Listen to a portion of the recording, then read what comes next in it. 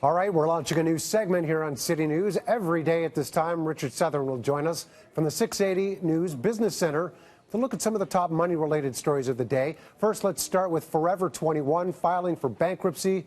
Richard, it's just the latest example of a retail chain going belly up. Sure is. I mean, nothing's forever in life, is it, Mark? And that's, especially true for this fashion retailer, which has been around since 1984, but has filed for bankruptcy.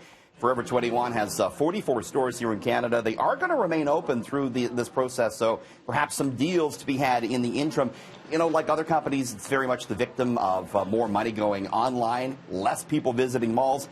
You know, it also made a name with cheap fashion that came with cheap price tags, more people looking for quality. Look at this list here of the notable bankruptcies we've seen over the past couple of years, everyone from Sears to Diesel, Payless Shoes, Nine West, Claire's, Radio Shack, even, of course, Toys R Us, Mark, in the United States. So it's a pretty big list there, and it's the retail apocalypse, as they call it, continuing. Well, speaking of apocalypse, perhaps something that may not come as a shock to many people here in Toronto, it takes someone more than 3 decades to afford a home in the city. Yeah, when we're talking here about a down payment, Zoo Castle looking at this, the average household income in the GTA, Mark, just about $78,000, nowhere near enough to qualify for a mortgage for the average house, which is above $800,000. So, you know, if you wanted to buy an average home with that average salary, you're going to have a down payment of $500,000. Zoo Castle says it would take the average person 32 years to save for that down payment. That means, Mark, if you wanted to buy today, you would have had to have started saving back in September of 1987 when David Peterson's Liberals had just won a majority at Queen's Park, and topping the charts was Rick Astley with Never Gonna Give You Up. So, no, you're not getting Rickrolled, Mark. It takes that long now to get into the Toronto housing market. Rick Astley. Nice of you to work that in there. Okay.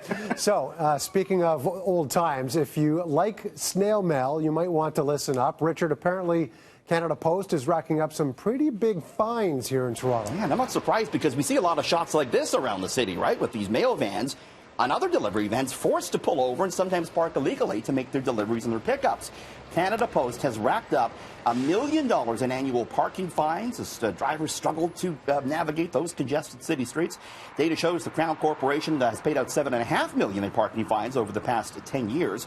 Canada Post says there's a growing number of addresses downtown. Everyone wants to live in the downtown core, and there's a demand for more pickups and deliveries because of all the online shopping, and therefore they're racking up more and more parking tickets, something the Crown Corporation picks up. The drivers don't have to pay for the parking tickets unless they're parked in a handicapped space, apparently, Mark. True. Well, we'll close this segment each day with a look at some gas prices and some of the stories you'll be bringing up later in the 6 o'clock hour. No change for the price of gas tonight. It's going to hold around $1.17.9, and coming up at about 6:40, we're going to look at Elon Musk's updated plans to go to Mars, Mark.